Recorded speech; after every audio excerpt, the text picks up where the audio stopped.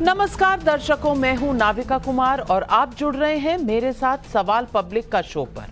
नरेंद्र मोदी को जेल भेज देंगे, आने दो सरकार जरा, मन की बात जुबान पर आ ही गई, सिर फोड़ देंगे, उसके पहले आप मर जा मोदी सुन ही चुके हैं। नरेंद्र मोदी को गाली, नरेंद्र मोदी को श्राप का सीजन 2 चल रहा है। सोचिए, हफ्ते भर बाद वोट डाले जाएंगे और लोगों के बीच कहने के लिए क्या रह गया है?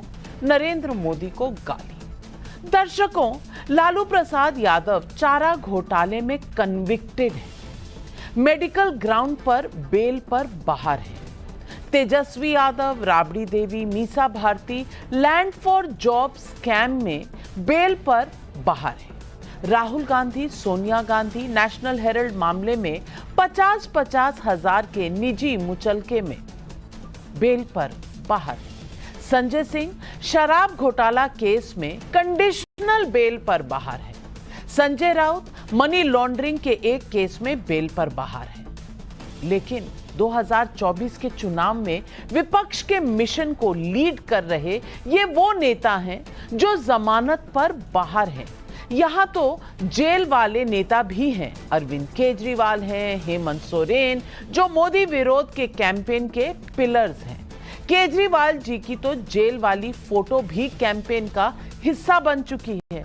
देखिए आपके स्क्रीन पर ये केजरीवाल की तस्वीरें हैं और केजरीवाल की तस्वीरें जेल लगी हुई बार्स के साथ हैं।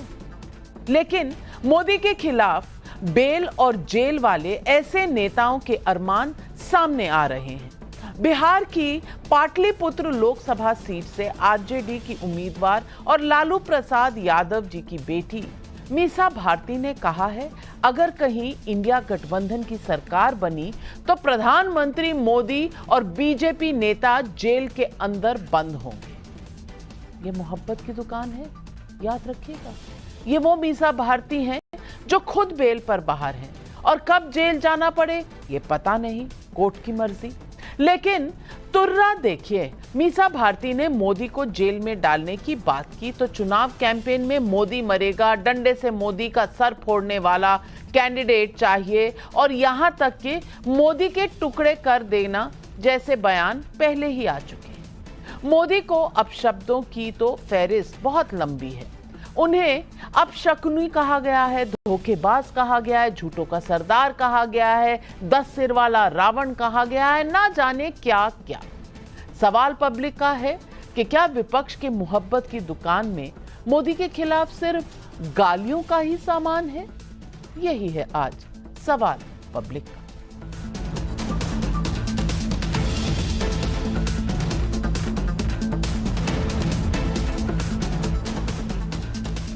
मैं जानती हूं कि जब राजनीति में अपशब्दों की बात होगी, भाषा की मर्यादा की बात होगी तो कोई भी राजनीतिक दल पाक साफ नहीं है।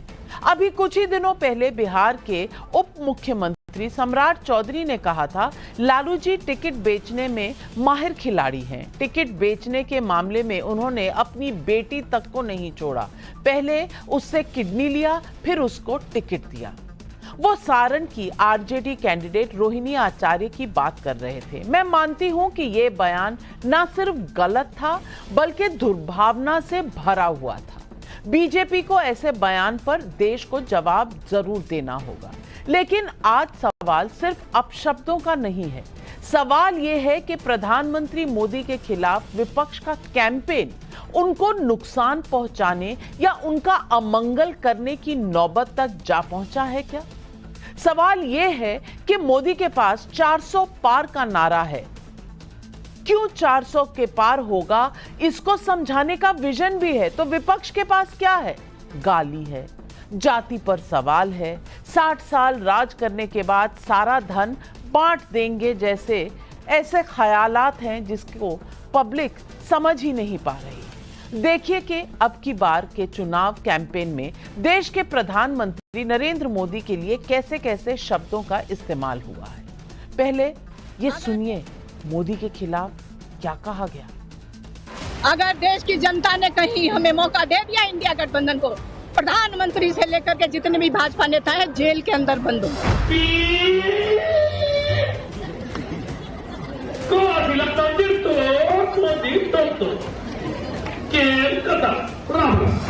लाठी धरैया आदमी चाहिए, नरेंद्र मोदी के मूड फोरैया आदमी चाहिए। तो डिफॉल्टर आदमी जब हम बात करते ही नहीं, उसकी गारंटी हमारे लिए कोई मायने नहीं। तुम तो धोखेबाज हो, वादा करके भूल जाते हो। அமைச்சர் அன்னைக்கு வாசிக்கிறார் இல்லைன்னா பீஸ் ஆகிடுவாங்க। अरे भाई तुम बताओ ना कि तुमको क्यों परिवार में कोई संतान नहीं हो, तुमको हुआ बताओ।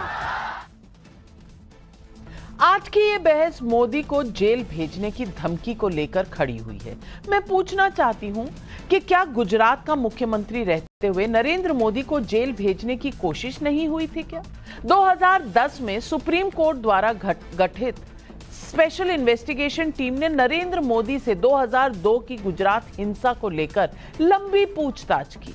वो भी मुख्यमंत्री थे और एक बार भी उन्होंने नहीं कहा था कि जांच एजेंसियों को पॉलिटिकल टूल बनाया जा रहा है, जैसा आजकल ईडी सीबीआई के लिए दावा किया जा रहा है। एसआईटी के चीफ रहे आर.के. राघवन ने अपनी किताब अ रोड वेल ट्रैवल्ड में लिखा है, 9 घंटों की पूछताछ में मोदी ने सभी सवालों के जवाब दिए। अपने साथ पानी की बोतल वो खुद लाए थे, चाय तक नहीं पी। यूपीए सरकार के दौरान ही मोदी को एसआईटी की क्लीन चिट मिली, बाद में नहीं, मोदी काल में नहीं, यूपीए काल में एसआईटी की जांच पर सुप्रीम कोर्ट की मोहर भी लगी। लेकिन बेल वाले नेता आज फिर मोदी को जेल भेजने की धमकी दे रहे हैं। इस पर प्रधानमंत्री का कोई पलटवार तो नहीं आया है, लेकिन प्रधानमंत्री मोदी ने खुद को मिली विपक्ष की गालियों को लेकर क्या कहा, सुनिए प्रधानमंत्री नरेंद्र मोदी का ये बयान।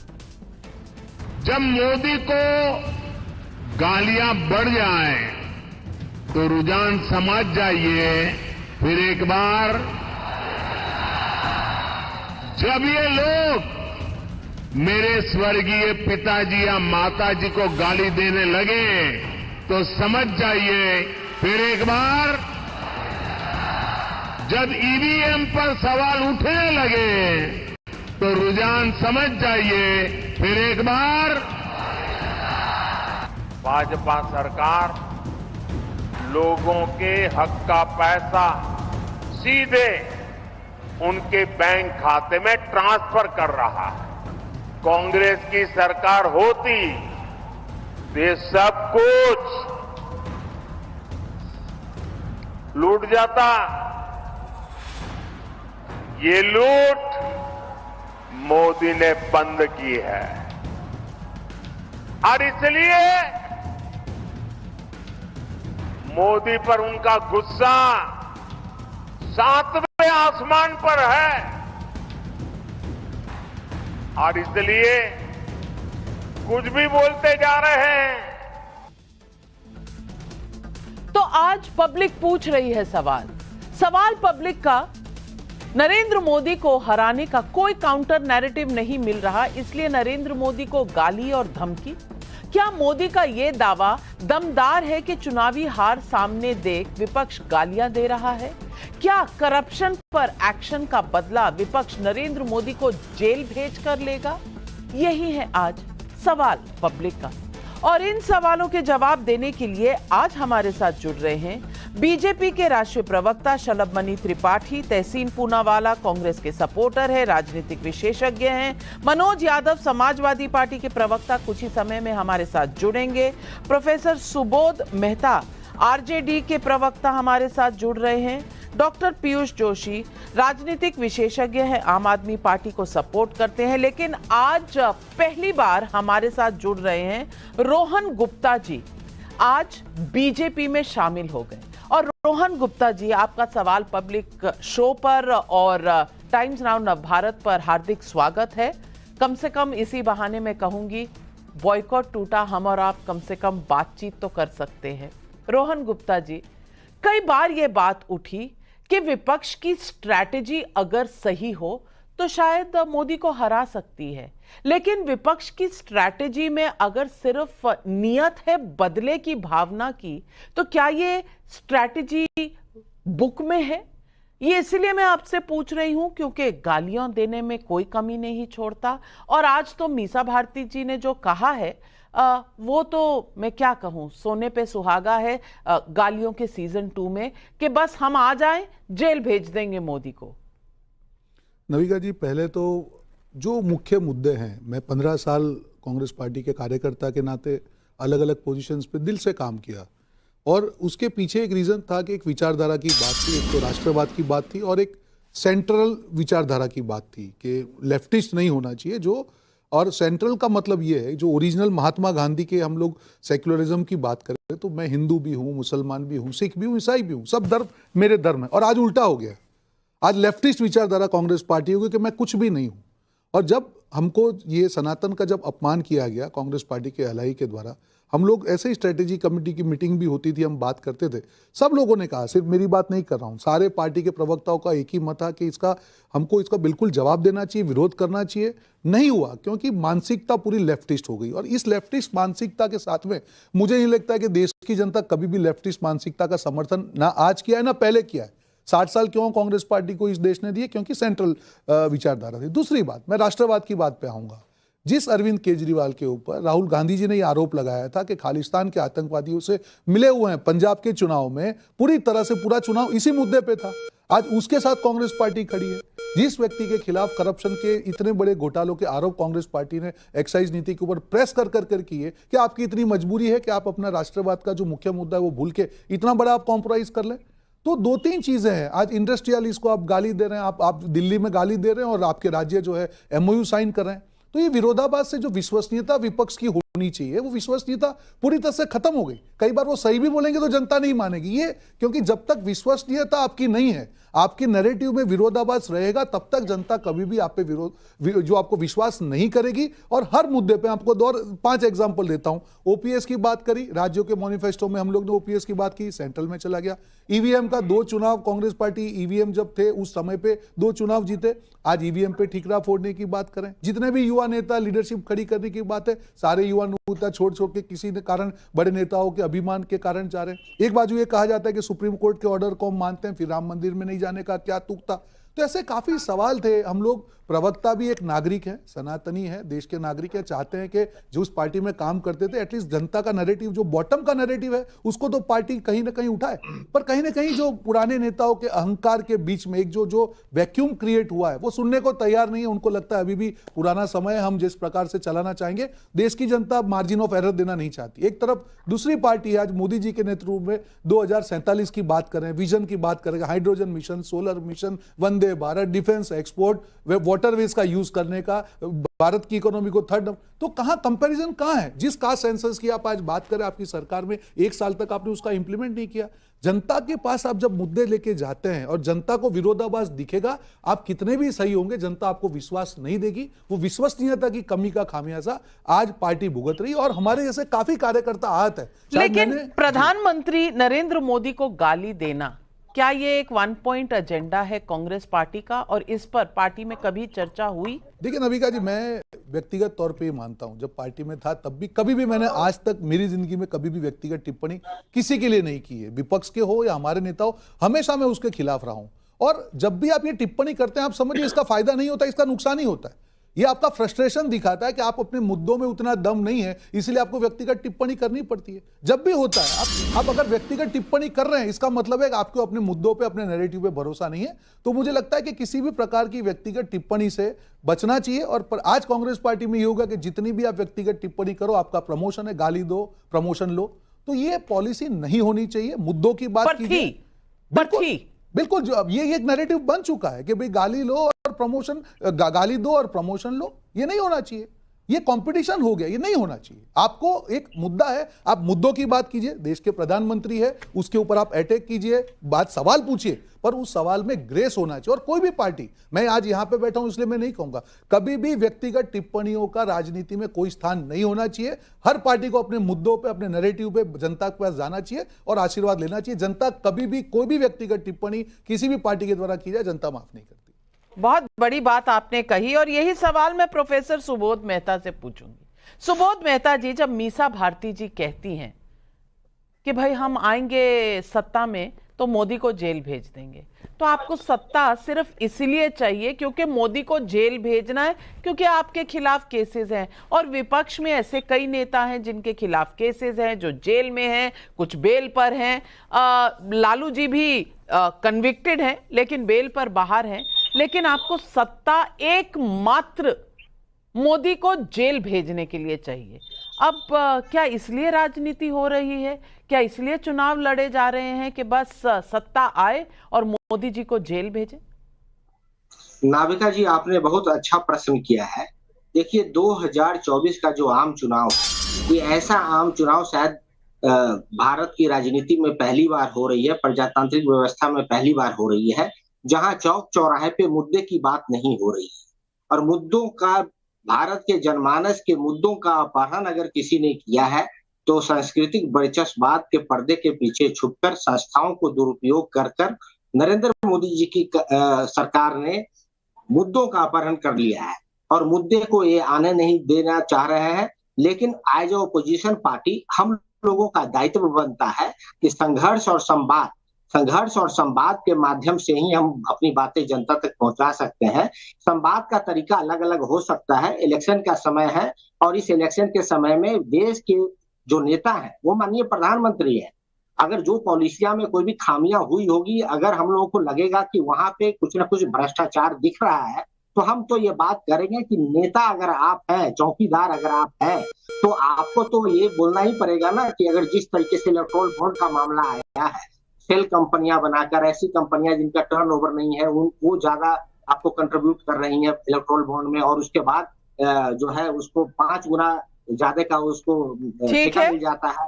तो ये भ्रष्टाचार का एक बहुत बड़ा मामला है। अगर देश संविधान से चलता है, क्रिमिनल लॉ से चलता है, अगर लगता है हम लोगों को कि भाई जो चंदे का जो धंधा है, तो चंदे का जिसने धंधा शुरू किया है उसको तो गले में फंदा लगना ही चाहिए। यहाँ पे देश के नेता, आप तो और आगे बढ़कर गले में फंदा डालने भी, मतलब कोर्ट भी आप, कचहरी भी आप, आरोप भी आपके। शलभमणि त्रिपाठी जी, मीसा भारती जी जिस पार्टी में है और मीसा भारती का नाम जिस कारण से पड़ा था, वो पार्टी अब सिर्फ जेल नहीं भेज रही, अब गले में फंदा भी डालने को तैयार हो गई है शलभमणि त्रिपाठी जी। अब जो जेल में, जो कोर्ट से कन्विक्टेड हैं, जो बेल पर बाहर हैं, हेल्थ ग्राउंड पर जो बेल पर बाहर हैं, लैंड फॉर जॉब स्कैम में, अब वो डिसाइड करेंगे फंदा किसको, कहां, किस मुद्दे पर।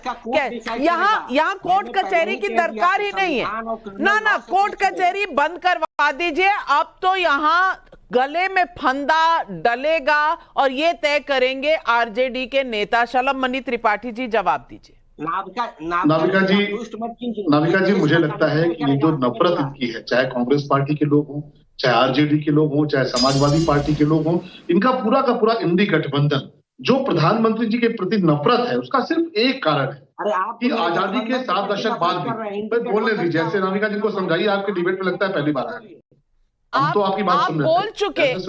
बोल चुके हैं सुबोध, प्रोफेसर सुबोध मेहता जी, आप बोल चुके। आप पहले पूरी बात सुन लीजिए, फिर काउंटर का समय दूंगी। जी शलभमणि जी। नाविका जी, आजादी के 6 दशक बाद तक इस देश के गरीब, इस देश के लोग, इस देश की माताएं बहनें कांग्रेस जैसी उनकी जो चट्टी बट्टी पार्टियां हैं, उनके लिए सिर्फ एक पॉलिटिकल टूल की तरह थे कि भाषण देते थे, गरीबी हटाएंगे, आपको मजबूत करेंगे, आपको रोजगार देंगे, लेकिन कभी कुछ नहीं किया। मोदी जी का गुनाह एक है इनकी नजर में, कांग्रेस की नजर में मोदी जी का गुनाह सिर्फ एक है कि कैसे देश के गरीबों को मोदी जी ने सशक्त कर दिया, कैसे देश के माताओं बहनों को मोदी जी ने सशक्त कर दिया, कैसे देश के किसानों को मोदी जी ने सशक्त कर दिया। यही गुनाह है कांग्रेस पार्टी की नजर में मोदी जी के प्रति जो नफरत है, वो नफरत ही कि भाई तुमने गरीबों के लिए काम क्यों किया, तुमने माताओं बहनों को क्यों मुफ्त में सिलेंडर दिए, तुमने गरीबों को आवास क्यों दिए, तुमने किसानों को सम्मान निधि क्यों दी, तुमने देश को सशक्त क्यों किया, तुमने भगवान राम का मंदिर क्यों बनाया, तुमने पाकिस्तान जैसे कायर मुल्क को जवाब क्यों दिया। ये नफरत का कारण है और ये नफरत ऊपर से लेकर नीचे तक आ रही है। आप देखिए ना, मीसा भारती ने कहा और आरजेडी के प्रवक्ता कह रहे हैं कि गले में फंदा डाल देंगे मोदी जी के, मतलब इनका वश चले तो ये मोदी जी को फांसी चढ़ा देंगे। और ये शुरुआत कहां से हुई? राहुल गांधी ने कहा कि हमारी सरकार आएगी तो आप देखिएगा क्या करने जा रहे हैं। आपने प्रेस कॉन्फ्रेंस देखी होगी, राहुल गांधी का आपने स्टेटमेंट सुना होगा। और जो भी रोहन गुप्ता कह रहे थे, मैं उस पर जाना नहीं चाहता था, लेकिन रोहन जी ने कहा अभी, आप इनकी एक प्रवक्ता है जिनका मैं नाम नहीं लेना चाहता, सब लोग समझते हैं, उनको गाली देने वाली प्रवक्ता के तौर पर लोग जानते हैं। आप उनका 2 दिन पुराना ट्वीट उठाकर पढ़ लीजिए, आपको लगेगा कि देश के प्रधानमंत्री के लिए आप इस स्तर पे जा सकते हैं। आपसे हमारी दुश्मनी नहीं है, आपसे हमारी विचारधारा की लड़ाई है। आप गांधी परिवार के जो लोग हैं उनके भ्रष्टाचार के खिलाफ हमारी लड़ाई है। आपने गरीबों के लिए कुछ नहीं किया, आपने राम मंदिर नहीं बनने दिया, आपने धारा 370 नहीं हटने दी, आपने देश को सशक्त नहीं किया। इन विचारों की लड़ाई है, कोई दुश्मनी थोड़े आपसे। लेकिन जो भाषा है कांग्रेस पार्टी की, चाहे वो राहुल गांधी की हो, चाहे उनके राष्ट्रीय प्रवक्ता की हो, चाहे उनके जो दल है मीसा भारती की हो, चाहे इनके प्रवक्ता की है, इनका वश चले तो ये मोदी जी को आज डायनामाइट लगाकर उड़ा दे। क्योंकि नफरत यह है कि कैसे मोदी जी ने वंशवाद की राजनीति का सफाया कर दिया, कैसे गांधी परिवार की जो वंश बेल बढ़ रही थी और जब चाहते थे राजा की तरह आते थे और बूटों से लोकतंत्र को रौंदते हुए राजा बन जाते थे, मोदी जी ने उसका सफाया कर दिया। किस प्रकार से आरजेडी का जो जंगल राज था कि बाप के बाद बेटा, बेटे के बाद उनके परिवार के लोग, उसका सफाया कर दिया। बिल्कुल तहसीन पूनावाला जी, यही सवाल मैं आपसे पूछूंगी, क्या यह सही है कि गाली दो प्रमोशन लो की प्रथा है कांग्रेस पार्टी में? आप जैसे प्रवक्ता, आप इतने बड़े सपोर्टर हैं कांग्रेस पार्टी के, लेकिन आप मेन स्ट्रीम में नहीं है क्योंकि आप गाली नहीं देते, आपकी भाषा अच्छी है, आप मुद्दों की लड़ाई करते हैं, लेकिन आपने कभी गाली नहीं दी। शायद कांग्रेस पार्टी आपको ऑफिशियल स्पोक्सपर्सन नहीं इसलिए बनाती। और आज जो वहां ऑफिशियल स्पोक्सपर्सन रहे हुए हैं वो बता रहे हैं कि किस तरह का एक स्ट्रैटेजी बुक बना हुआ है और ये स्ट्रैटेजी सबको दिख रही है। ऐसा नहीं है कि यूपीए सरकार के द्वारा कोशिशें नहीं की गई, ये मैटर ऑफ रिकॉर्ड है, किस तरह से सीबीआई की फाइल्स पर क्या क्या एंट्रीज की गई, कैसे की गई, क्यों की गई, ये सबको पता है। आप भी उस दौर में थे, मैं भी उस दौर में पत्रकार के होते हुए ये सारे स्टोरीज उजागर हम कर चुके हैं। लेकिन प्रधानमंत्री नरेंद्र मोदी को जब एसआईटी ने बुलाया तो गए, बैठे 9 घंटे, जवाब दिए, नहीं कहा कि ये मेरे साथ बदले की राजनीति, वेंडेटा पॉलिटिक्स हो रही है। आज विपक्ष को हो क्या गया है?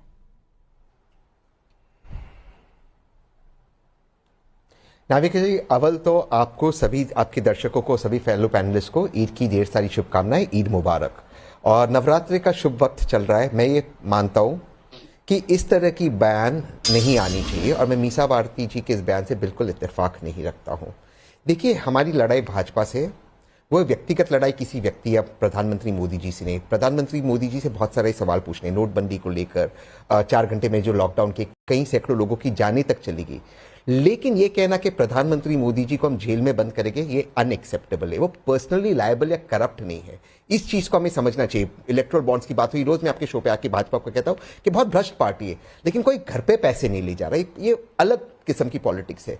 हम जिस मुद्दे के खिलाफ भाजपा के साथ लड़ते हैं कि वो पर्सनल फ्रीडम, पर्सनल लिबर्टी को क्लैम करती है, 2 सिटिंग मुख्यमंत्री इस वक्त जेल के अंदर है और वो भाजपा उसके लिए जिम्मेदार है। जिस चीज के लिए हम लड़ रहे हैं, हम वो चीज नहीं बन सकते। अगर हमें लोकतंत्र को मजबूत करना है तो लोकतंत्र वो उससे मजबूत नहीं होगा कि जिससे हम लड़ रहे हैं हम उसकी तरह बन जाए। लोकतंत्र उससे मजबूत होगा कि हम ऊपर उठे। दूसरी बात, जो आपका दूसरा स्टेटमेंट था कि बहुत सारे स्टेटमेंट्स माननीय प्रधानमंत्री के खिलाफ हुए, खैर उन्होंने भी पॉलिटिकल स्टेटमेंट्स दिए, मैं उन स्टेटमेंट्स में नहीं जाना चाहता। उन्होंने भी सोनिया जी को जर्सी का और राहुल जी को हाइब्रिड बच्चा का, लेकिन मैं उसमें नहीं जाना चाहता हूं। आज एक ऐसा वक्त है कि 2024 के चुनाव के वक्त हम सबको उठकर एक ऐसी नई राजनीति करनी होगी जिससे हम देश के अगले 10, 15, 20 सालों को डिफाइन कर सके। मेरी यह अपील है कि मीसा भारती जी का ये स्टेटमेंट को वापस उन्हें लेना चाहिए और किसी भी व्यक्ति को, चाहे वो अरविंद केजरीवाल और हेमंत सोरेन हो जिस वक्त जेल में हो, या प्रधानमंत्री हो अगर वे हारते, उनको जेल में डालने की बात हमें नहीं करना चाहिए। इससे हमारा लोकतंत्र मजबूत होता है। ये मेरा लिमिटेड टेक है। मैं अपशब्दों की तो बात ही नहीं कर रही। और मनोज यादव जी हमारे साथ जुड़े हैं। मनोज यादव जी, अपशब्दों की बात नहीं हो रही, यहां मानसिकता की बात हो रही है कि भाई निपटाना है नरेंद्र मोदी को। और निपटाना कैसे है? आओ देखो ना ताओ, जो साम दाम दंड भेद बस निपटा दो। इसीलिए कोई कह रहा है जेल भेज देंगे, कोई कह रहा है लाठी से सर फोड़ देंगे, कोई कह रहा है टुकड़े कर देंगे। मैं इस बात पे नहीं जा रही। अब शब्द और चुनाव के वक्त इधर से भी बातें निकलती हैं, उधर से भी निकलती हैं। आक्रोश में, लेकिन ये जो निपटाने वाली एक तरह से फीलिंग आ रही है, निपटाने वाले जो भावनाएं सामने आ रही हैं, क्या इसका कोई भी औचित्य है पॉलिटिक्स में? नहीं, बिल्कुल मैं इस बात का बिल्कुल पक्षधर नहीं हूं। राजनीतिक रूप नरेंद्र मोदी जी को लेके आई थी और राजनीतिक रूप से जनता है।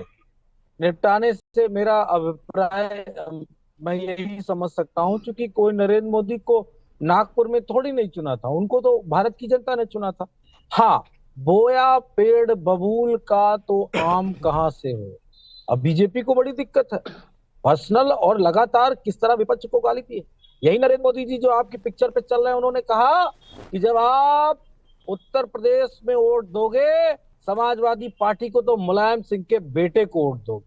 ये बात नरेंद्र मोदी जी के मुख से अच्छी नहीं लगी नाविका जी। मैं व्यक्तिगत तौर पे ये बात कह रहा हूं, क्योंकि वो देश के प्रधानमंत्री हैं, हम लोकतांत्रिक ढांचे में हैं, दुनिया का सबसे बड़ा लोकतंत्र भारत का है, और अगर देश के प्रधानमंत्री इस तरह की बातें करेंगे तो मेरे ख्याल से बेहतर नहीं। आपका बड़ा दल है, आप का संगठन मजबूत है, आपकी सत्ता मजबूत है, तो आप विपक्ष पे करो ना पलटवार। कौन मना कर रहा है?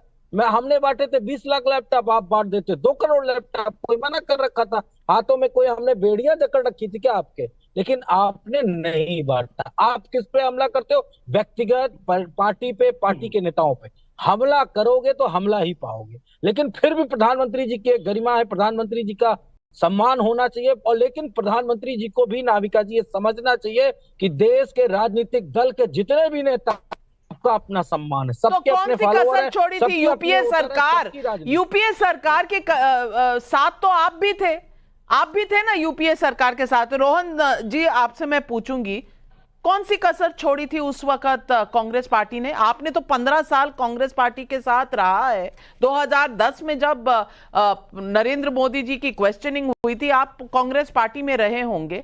आपने तब की सरकार में देखा नहीं किस तरह से सीबीआई में बदले जा रहे थे लोगों के बयान, किस तरह से नोटिंग्स बदली जा रही थी, किस तरह से पूरा का पूरा जो इन्वेस्टिगेशन है एक तरफ ले जाने की कोशिश हो रही थी। देखिए नविका जी, मेरा मानना है कि किसी भी एजेंसी का दुरुपयोग किसी सरकार को नहीं करना चाहिए। कई बार ये आरोप लगते हैं, तो कांग्रेस पार्टी की भी सरकारें थी, राजस्थान में थी, मध्य प्रदेश में थी, महाराष्ट्र में थोड़े समय के लिए रही। अगर उनको लगता था कि कोई आरोप है और इसके ऊपर उनके लीडरों के ऊपर एक्शन लेना चाहिए तो उसके समय में लेना चाहिए था। पर मेरा व्यक्तिगत तौर पे मानना है कि कोई भी एजेंसी दुरुपयोग नहीं करके दूध का दूध पानी का पानी होना चाहिए, और जो जिम्मेदार है, जो कसूरवार है, उसके ऊपर एक्शन होना ही चाहिए। कोई पॉलिटिशियन होने से उसको इम्यूनिटी नहीं मिलनी चाहिए। पर दोनों पैरामीटर पे ये चीज ध्यान रखना चाहिए कि एक तो अगर सबूत है तो कार्रवाई होनी चाहिए और वेंडेटा पॉलिटिक्स नहीं होना चाहिए। पर जिस प्रकार से, मैं वापस केजरीवाल जी की बात पे आऊंगा, क्योंकि मुझे ये कहा गया था कि 1 to 1 है, इसीलिए मैं आज आपके बीच आया था। मैं आज डिबेट में नहीं जा रहा हूं, बट फिर भी खैर आपने बुलाया, आपने आमंत्रित किया, मैं रहा हूं, but I was told 1 to 1। But जिस प्रकार से केजरीवाल जी के खिलाफ ईडी के इतने बड़े चार्जेस हैं, जिसमें कांग्रेस पार्टी ने उसका विरोध किया, उसके खिलाफ प्रेस कॉन्फ्रेंस की, जिस प्रकार से उनके आरोप थे, तो मुझे लगता है जब इतनी चीजें हो उसको आप डिफेंड नहीं कर सकते, उसको आप बिल्कुल डिफेंड नहीं कर सकते। और लॉ अपना काम कर रहा है, सजा तो कोर्ट सुनाती है, सजा कोई पर्टिकुलर एजेंसी नहीं सुनाती। अगर सबूत है तो आप करिए, वहां से आपको बेल मिल जाएगी। पर लॉ के सामने जो गुनहगार है, वो पॉलिटिशियन हो नहीं हो, उसके सामने इक्वल ट्रीटमेंट होना चाहिए। अब सवाल का जवाब यही है पीयूष जोशी जी कि अगर मुद्दा है करप्शन का, तो ये करप्शन का मुद्दा कांग्रेस पार्टी ने भी उठाया था, और जब कांग्रेस पार्टी ने उठाया था तब घोटाला था। अब घोटाला गायब हो गया क्योंकि आप दोस्त हो गए। अब इस तरह की राजनीति में अगर प्रधानमंत्री एक स्टैंड ले रहे हैं, और वो क्यों स्टैंड ले रहे हैं? स्टैंड इसलिए ले रहे हैं क्योंकि घोटाला हुआ है, आरोप लगे हैं, कोर्ट में मामला चल रहा है, और इसीलिए कोर्ट के माध्यम से अगर जेल या बेल का फैसला होता है तो वो होता है। इसमें प्रधानमंत्री के साथ बदला लिया जाएगा, उन्हें जेल भेजा जाएगा, और यहां तक कि आज प्रोफेसर सुबोध मेहता जी ने तो यह भी कह दिया कि उनके गले में फंदा होना चाहिए। अरे भाई, ये क्या कंपटीशन है कि कौन ज्यादा जेल भेजेगा, कौन कम जेल भेजेगा, कौन सत्ता में आएगा तो सिर्फ जेल भेजने की बात करेगा क्योंकि उन्होंने हमें जेल भेजा था? अब इस तरह से चला करेगी ये देश की संस्थाएं? देखिए, सबसे पहली बात तो ये कि जो भी व्यक्तिगत बयान आते हैं वो दुखद होते हैं और उसकी भर्त्सना की जानी चाहिए, लगातार की जानी चाहिए, हर मन से की जानी चाहिए। पर सबसे बड़ी बात है कि इस देश के आज की यदि हम परिस्थिति में देखें तो सबसे बड़े नेता तो प्रधानमंत्री हैं, ये बात मानने में मुझे भी कोई गुरेज नहीं है। तो प्रधानमंत्री जी को मर्यादाओं की जो सीमा है उसका सम्मान स्वयं करना चाहिए। प्रधानमंत्री जी आमतौर पर देखे गए हैं कि हर मंच से, चाहे वो मंच जो भी हो, उस व्यक्तिगत सम्मान की, मान की मर्यादा कभी नहीं रखते हैं। वो सदैव मजाक और मखौल बनाते दिखते हैं अपने विपक्षियों का। विपक्षी भी जो है, जैसे अरविंद केजरीवाल जी की बात ले लें तो भाई आज आम आदमी पार्टी की इस देश के 2 राज्यों में सरकार है। 2 राज्य छोटी बात नहीं होते हैं। एमसीडी में वो चुनाव में आपको हरा चुके हैं। तो ये बात ठीक है कि भाई आपने उन्हें जेल में डाल दिया क्योंकि आपने एक इस प्रकार का कानून पारित करवाया है जिस कानून का दुरुपयोग करके, एजेंसीज का दुरुपयोग करके आप उन्हें जेल में बंद रख सकते हैं। ये बात सही है कि निर्दोष हैं तो अंततोगत्वा तो वो निर्दोष साबित होंगे और न्यायालय से उन्हें राहत मिलेगी। तो जब तक नहीं राहत मिलेगी, 2 तरीके की लड़ाई जारी है। न्यायिक तौर पे लड़ाई जारी है और राजनीतिक तौर पे लड़ाई जारी है। तो जब राजनीतिक तौर पे लड़ाई जारी रखी जाती है तो फिर ऐसा विलाप नहीं करना चाहिए यदि आप स्वयं मर्यादा का पालन नहीं कर पा रहे हैं, क्योंकि बेसिकली अब हम व्यक्तित्व आधारित राजनीति के युग में जी रहे हैं। आप माने या ना माने, व्यक्तित्व ज्यादा महत्वपूर्ण हो चुके हैं मुद्दों की तुलना में। व्यक्तित्व लगभग मेरा ये मानना है राजनीतिक दलों से तो बड़े हो ही चुके हैं। जैसा हम बोलते हैं मोदी की सरकार, भारतीय जनता पार्टी और एनडीए की सरकार नहीं बोलते हैं। तो जब व्यक्तित्व पे बात आ रही है तो व्यक्तित्व आधारित राजनीति से मुद्दा आधारित राजनीति पे लाने के लिए इस देश की जनता को, इस देश के जनतंत्र को, इस देश के हर व्यक्ति को, राजनीतिज्ञ को बहुत ज्यादा परिष्कृत करना पड़ेगा, खुद को बहुत ज्यादा मैच्योर डेमोक्रेसी में हमें बनना पड़ेगा। और अभी तो ये दूर की कौड़ी दिखाई पड़ती, दूर की नजर आती है क्योंकि आप रिसीविंग एंड पर हैं। लेकिन आप जब वोट मांगने जा रहे हैं, आप वोट मांगने जा रहे हैं, सत्ता परिवर्तन करने के लिए जा रहे हैं, तो आप विजन क्या दे रहे हैं कि हम आएंगे तो हमारे आने का कारण एक ही है कि हमें मोदी को जेल भेजना है। शलभमणि त्रिपाठी जी, इसका कहीं औचित्य है? नहीं, देखिए, मुझे लगता है कि पूरा का पूरा जो विपक्ष है वो इस कदर घबराया हुआ, इस कदर हताश है कि उनके पास कोई मुद्दा नहीं है। आप उठाकर देखिए ना, 2014, 2019, 2024 बीच में भी और सारे चुनाव हुए हैं। जिन मुद्दों की बात कर रहे हैं, मुद्दों को लेकर जनता के बीच में गए तो बार बार अपनी बात रखी, इन्होंने अपनी बात रखी, हमने अपनी बात रखी और जनता प्रधानमंत्री जी के साथ खड़ी हुई, प्रधानमंत्री जी को अपना समर्थन दिया, अपना आशीर्वाद दिया। जब इनको लगता है कि मुद्दे खत्म हो चुके, मुद्दे चलने वाले नहीं, और मुद्दे चलेंगे कैसे? आप इस देश में भगवान राम के मंदिर का विरोध करेंगे, जनता आपके साथ खड़ी होगी। आप इस देश में सनातन को डेंगू बोलेंगे, आप इस देश में सनातन को मलेरिया बोलेंगे, देश की जनता आपके साथ खड़ी होगी। कांग्रेस पार्टी कहती है कि अरविंद केजरीवाल जी ने शराब की दलाली की, उसमें पैसे कमाए, और आज कांग्रेस पार्टी, राहुल गांधी और केजरीवाल एक हो जाएंगे तो क्या देश की जनता पर विश्वास करेगी? कांग्रेस पार्टी ने कहा कि पंजाब में खालिस्तान का पैसा और जो कनाडा से पैसा आया वो आम आदमी पार्टी के पास आया। आज दोनों एक साथ मिलकर घूमेंगे, एक साथ चुनाव लड़ेंगे तो देश की जनता पर विश्वास करेगी। इस पूरी नाउम्मीदगी के बीच में एक व्यक्ति ऐसा है जो इस देश में उम्मीद जगाता है और उनका नाम है नरेंद्र मोदी। और इसलिए आपको नफरत होती है। क्यों? क्योंकि आप जब जाते हैं गरीब मोहल्ले में किसी फुटपाथ पे तो इस देश का गरीब बोलता है कि मैं मोदी जी के साथ खड़ा हूं। आप किसी गरीब महिला के पास जाते हैं तो वो कहती है कि मैं मोदी जी के साथ खड़ी हूं क्योंकि उन्होंने मुझे उज्ज्वला का कनेक्शन दिया। आप किसी किसान के पास जाते हैं तो कहते हैं पहली बार हमारे जेब में पैसे, हम लोग भी किसान परिवार से आते हैं। और कई बार किसान परिवारों में होता था कि सामने राशन होता था, बोरे होते थे, लेकिन जेब में पैसे नहीं होते थे। मोदी जी ने किसान सम्मान निधि के माध्यम से बड़े बड़े बुजुर्गों के पास पैसे पहुंचाए, तो उनको इलाज का पैसा चाहिए, नाती पोतों के पैसे चाहिए, इसलिए नफरत है मोदी जी से। और इस मोदी जी की नफरत से आप कुछ हासिल नहीं कर पाएंगे। शलभमणि त्रिपाठी जी, काउंटर आ रहे हैं। पहले तहसीन पूनावाला, पीयूष जी आपके पास आ रही हूँ, प्रोफेसर मेहता आपके पास भी आ रही हूँ, पर पहले तहसीन। नाविका जी, मुझे पता नहीं था रोहन अब भी शो पे बैठे, तो ऑल द बेस्ट उनको, उनकी नई पारी, नई इनिंग्स के लिए। बहुत अच्छे प्रवक्ता थे वो कांग्रेस के लिए और अब नए रोल में उनको बहुत सारी शुभकामनाएं। नाविका जी, 2 चीज मैं कहना चाहता हूं। जब भी इस मुल्क पे कोई आफत या कोई तकलीफ आई है, जब भी इस मुल्क में कोई परेशानी आई है, सबसे पहले भाजपा ने मैदान छोड़कर भागे। चाहे फिर वो नोटबंदी से लोगों को परेशान करना, जिनकी वजह से लोगों की जिंदगी थी, लॉकडाउन करना, ऑक्सीजन पे जीएसटी लगाना, टैक्स लगाना, लोगों का साथ छोड़ना, या आज वर्तमान में जब इस मुल्क में एक हार्ट अटैक का पैंडेमिक है, उत्तर भारत में कैंसर का पैंडेमिक है, वर्तमान सरकार उस पर बातचीत नहीं करेगी। लेकिन मैं दोबारा से कह रहा हूं, इसका मतलब नहीं, ये मुद्दों को उठाना चाहिए, रोन उस बात में ठीक है, लेकिन इसका मतलब ये बिल्कुल नहीं है कि हम किसी को जेल में बंद करें। और जहां तक सवाल था केजरीवाल जी का, देखिए कानून इस तरह से है कि वो दोषी तो इन्हें उठा कौन रहा है? ये मुद्दे कौन उठा रहा है? राहुल गांधी उठा रहे हैं। राहुल गांधी क्या कह रहे हैं? जाति जनगणना, जाति, हम जितने लोग कमाएंगे हम रीडिस्ट्रीब्यूट कर देंगे वेल्थ, यानी आप सारा वेल्थ रीडिस्ट्रीब्यूट करेंगे जो कार्ल मार्क्स के समय में रशिया में नहीं चला, चीन में नहीं चला, वो आप अब कर देंगे। कोई मुद्दा आपके पास ठोस नहीं है। उधर मीसा भारती कह देंगी कि जेल में डाल दो, मेहता साहब आप कह देंगे गले में फंदा डाल दो। अब ये किस तरह की राजनीति है? नाविका जी आपने मेरे शब्दों को ध्यान से सुनिए, मैंने क्या बोला। ये देश कानून से और संविधान से चलेगा। अगर कोई चंदे का धंधा किया है तो उसके गले में फंदा पड़ेगा, ये मैंने बोला। संविधान और कानून के हिसाब से पड़ेगा, पहली बात। दूसरी बात, शलभ मणि त्रिपाठी जी कह रहे थे कि जीएसटी, आप देखिए किसानों का इन्होंने जिक्र किया, किसानों का क्या हाल हो गया। 700 किसान अपने जान, उनकी एक तरह से समझिए स्वर्गवास हो गया। और इन्होंने कानून पास किया विदाउट डिबेट एंड डिस्कशन, इन्होंने कानून पास किया।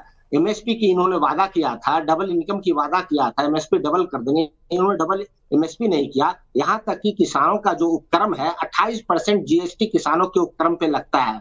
और उसके बाद इन्होंने उज्ज्वला योजना का नाम लिया। उज्ज्वला योजना में देखिए 7 करोड़ लाभार्थी हैं। अभी डाटा आया है कि पिछले 1 सालों में 5 करोड़ ऐसे लाभार्थी हैं कि 1 साल में एक रिफिल भी उन्होंने नहीं भर पाया है। कारण क्या है? कारण ये है कि 450 का सिलेंडर अब लगभग 1100 का सिलेंडर हो गया है। ठीक है, इसी प्रकार से इनके आयुष्मान भारत में भी कैग का रिपोर्ट आया हुआ है। तो ये न दवाई की बात करते हैं, न पढ़ाई की बात करते हैं, न कमाई की बात करते हैं, न सिंचाई की बात करते हैं, न सुनवाई की बात करते हैं। और ये सिर्फ बात क्या करते हैं? मुझे बता दीजिए इनमें से कौन से मुद्दे मीसा भारती जी ने उठाए थे? मीसा भारती जी ने कौन से मुद्दे उठाए थे? और आपने जो फंदा कहा उसमें अब आपने संशोधन किया कि अरे भाई हम कह रहे थे संविधान और कानून, ये आपने पहले नहीं कहा था। ये शब्द आपके संविधान और कानून नहीं थे, आपने सिर्फ कहा फंदा आ जाएगा, यानी कि कानून की जरूरत नहीं है। फास्ट फॉरवर्ड करिए, फंदे डालिए, यही आप चाहते थे। अब आप मुद्दे की बात कर रहे हैं, मुद्दों की बात कर रहे हैं, इसमें किसी को कहां कोई दिक्कत है। आप विपक्ष में है, आपका काम है जवाब मांगना, और मांगना चाहिए, सत्ता पक्ष को घेरना चाहिए, इसमें किसी को परहेज नहीं है। मुद्दे की बात सिर्फ इतनी है कि विपक्ष घेरे सत्ता पक्ष को, इससे कोई किसी को परहेज नहीं है। लेकिन मनोज यादव जी, जब सिर्फ कोई कहता है लाठी से फोड़ दो, कोई कहता है सनातन जो है वो मलेरिया है, डेंगू है, एड्स है, ये किस तरह की भाषा हो गई है? और क्या विपक्ष अपने पांव पर खुद कुल्हाड़ी नहीं मार रहा? मैं आपसे पूछती हूं, आप तो सनातन धर्म में विश्वास करते हैं, हमारी आपकी कई बार इस बात पर चर्चा हुई है। जब डीएमके ने ऐसा वाक्य कहा, आपको सही लगा? आपके अलायंस पार्टनर है ना, आपको सही लगा उनका वाक्य? नहीं, देखिए, हम किसी भी ऐसे शब्द का समर्थन नहीं करते हैं जिससे देश के आम जनमानस की भावनाओं को तकलीफ हो। वो चाहे समाजवादी पार्टी का नेता दे, बीजेपी का दे, या कांग्रेस का दे, किसी भी दल का दे, हम उसका समर्थन कभी नहीं करते। लेकिन हमको और हमारे नेता को, ये शलभ मणि जी बैठे ना, इनके ज्ञान से कब निकलेगा आदरणीय नेताजी को हत्यारा शब्द कहा गया? इनके मुख से कभी निकला कि आप कितना गंदा शब्द बोलते हो? क्या किसी देश के कानून ने आदरणीय नेताजी को हत्यारा कहा था क्या? किसी कानून ने क्या सजा दी थी क्या? लेकिन ये लोग नैरेटिव बनाने वाले। और कहाँ हो अब? आप सत्ता में नहीं हो, और ना प्रधानमंत्री जी प्रधानमंत्री है, कार्यवाहक प्रधानमंत्री है, समझते ना? कार्यवाहक प्रधानमंत्री नरेंद्र मोदी है, और हम भी वही हैं, आप भी वही हो। अब ये सत्ता आप गलत बोल रहे हैं, आप गलत बोल रहे हैं। कार्यवाहक प्रधानमंत्री तब होते हैं जब चुनाव के रिजल्ट आ जाएं, और अगर वो हार जाएं, और जब तक नई सरकार स्वेरिन होती है तब तक वो सिर्फ कार्यवाहक प्रधानमंत्री रहते हैं। तो या तो संविधान आप समझ लें। लेकिन आपने जो प्रश्न उठाए उनका जवाब शलभ मणि त्रिपाठी जी देंगे। और शलभ मणि त्रिपाठी जी, एक बार सम्राट चौधरी की बात का भी आप जवाब दे दीजिए, जिन्होंने कहा कि लालू प्रसाद, और ये भद्दी बात है, एक पिता अपनी पुत्री को क्या किडनी के बदले टिकट दे रहा है? सोच छोटी है, सोच गलत है, इसका भी जवाब। नाविका जी, मैं स्पष्ट तौर पे कह रहा हूं कि इस प्रकार की कोई भी बयान जो किसी को तकलीफ पहुंचाते हो व्यक्तिगत तौर पे, हम एकदम उसके साथ नहीं खड़े और किसी को भी साथ नहीं खड़े होना चाहिए। इस प्रकार के बयान नहीं आने चाहिए। हमारे विचारों की लड़ाई है, हम खूब लड़ेंगे, हम मनोज यादव से लड़ेंगे, हमारे और जो भाई उनसे लड़ेंगे। विचारों की लड़ाई होनी चाहिए, शब्दों की लड़ाई नहीं होनी चाहिए, इस प्रकार की व्यक्तिगत लड़ाई नहीं होनी चाहिए। मेरा सिर्फ एक कहना है, मनोज यादव जी, आपको याद होगा पार्लियामेंट के भीतर खड़े होके नेताजी ने क्या कहा था और मोदी जी के लिए कहा था, और आपको आशीर्वाद नहीं दिया, आप तो उनकी पार्टी के हैं। उन्होंने चुनाव में कहा था कि मोदी जी फिर से प्रधानमंत्री चुनकर आएंगे। मोदी जी ने कितना बड़ा सम्मान किया, अखिलेश जी जाके सम्मान लेकर आए।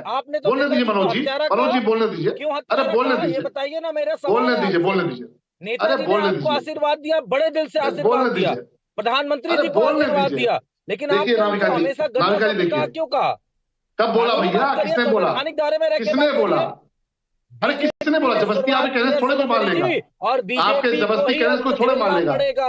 नाविका जी को शांत करें, कैसे बात हो पाएगी?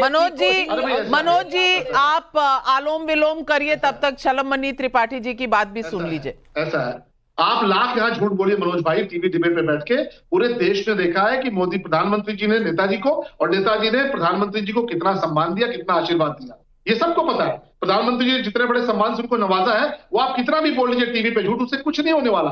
और इसीलिए 2019 के चुनाव के पहले नेताजी आशीर्वाद उन्होंने दिया कि दोबारा मोदी जी प्रधानमंत्री बन के आए। आपके झूठ बोलने से कुछ नहीं होगा। नेताजी का कद बहुत बड़ा है और मनोज यादव जी का कद बहुत छोटा है। यही सवाल उठा रही है। सिमरन का मंडी हिमाचल से सवाल है, कमजोर और विचार रहित व्यक्ति ही गाली का उपयोग करता है, तो क्या मान लिया जाए कि विपक्ष बिल्कुल कमजोर और विचार रहित हो गया है? संजय मिश्रा का भदोही उत्तर प्रदेश से सवाल है, मोदी सीएम थे तो उन्हें जेल भेजने की साजिश हुई, लेकिन जनता ने उन्हें प्रधानमंत्री बनाया, अब पीएम है तो जेल भेजने की धमकी दे रहे हैं। क्या मोदी को 400 पार कराने का इरादा है विपक्ष का? प्रांशी का अहमदाबाद से सवाल है, क्या मोदी को गाली से साबित नहीं होता कि विपक्ष के पास कोई विजन नहीं है? अतुल कुमार का लखनऊ से सवाल है, कांग्रेस काल में गैस के लिए 4 घंटे की लाइन लगानी पड़ती थी या 10 दिन इंतजार करना पड़ता था, आज 2 घंटे के अंदर मेरे घर गैस आ जाती है। क्या किसी और सरकार में यह संभव हो सकता था? श्याम बिहारी अग्रवाल का व्हाट्सएप पर सवाल है, प्रधानमंत्री के खिलाफ ऐसी दुर्भावना के साथ बात कैसे हो सकती है? क्या यह भारत और भारत के संविधान को ठेस पहुंचाना नहीं है? जवाब दीजिए पीयूष जोशी जी। पीयूष जोशी जी, जनता सब समझ रही जी। सबसे पहली बात तो कि जैसे कि इस कार्यक्रम के प्रारंभ में ही मैंने कह दिया था कि व्यक्तिगत टिप्पणियों से ऊपर उठने की तरफ हम सबको प्रयास करना चाहिए, पर क्यों नहीं हो पा रहा है ये भी मैंने आपको बता दिया था। तो रही बात जवाबदेही की, तो जवाबदेही तो बिल्कुल बनती है, हर किसी व्यक्ति की बनती है, प्रधानमंत्री की भी बनती है, भारतीय जनता पार्टी के हर उस नेता की बनती है जिसने अरविंद केजरीवाल जी से लेके सोनिया गांधी जी से लेके राहुल गांधी जी को इतने शब्द और अपशब्द बोले हैं कि ये जिसकी लिस्ट और निकालने जाएंगे तो एक पूरी पीएचडी की थीसिस बन जाएगी। रही बात उसकी कि भाई मुद्दा आधारित राजनीति होना चाहिए, पर मुद्दा आधारित राजनीति कौन नहीं करता है? कौन पूरे समय अपने सनातनी होने का तिलक लगा के, त्रिपुंड लगा के और भगवा पहन के किसी समय तक तो भैया आपके अलायंस पार्टनर क्यों ट्रैप में फंस जाते हैं? क्यों सनातन को गाली देने लगते हैं? क्यों हवा देते हैं? ये इंटेलिजेंस और स्ट्रैटेजी का खेल है मेरे भाई। ये सिर्फ गाली देकर नहीं होगा, जनता को समझना चाहिए। और मोदी जी ऐसे हैं, वो कहते हैं ना कि वो दिन रात उनका दिमाग चलता रहता है और काम भी चलता रहता है, और इस तरह का जब उनको मौका मिलेगा तो कोई हाथ में आया कैच क्यों छोड़ेगा? सवाल है कि अपनी तरफ आप क्या कर रहे हैं, क्या विजन दे रहे हैं, इसका सवाल का जवाब सिर्फ विपक्ष दे सकता है। लेकिन बैठे बैठे सेल्फ गोल करना क्या विपक्ष की आदत सी बन गई है? और क्या यही कारण है कि मोदी के सामने टिकने में दिक्कत आती है? ये सवाल विपक्ष को गौर से देखना पड़ेगा, इस पर सोचना पड़ेगा, और इसके कैसे बाहर निकलना है ये विपक्ष खुद ही तय कर पाएगा। लेकिन अगर कंपैरिजन होगा तो नीतियों में होगा, और किस पर होगा? आप किन मुद्दों की राजनीति कर रहे हैं? तो इन मुद्दों की राजनीति की तरफ हम कब बढ़ेंगे, जनता इसका इंतजार कर रही है, क्योंकि पब्लिक है, सब जान रही है, सब समझ रही है। आज इस शो पर बस इतना ही। अपने तमाम पैनलिस्ट का मैं धन्यवाद करती हूं, लेती हूं आपसे इजाजत। दर्शकों, नमस्कार करते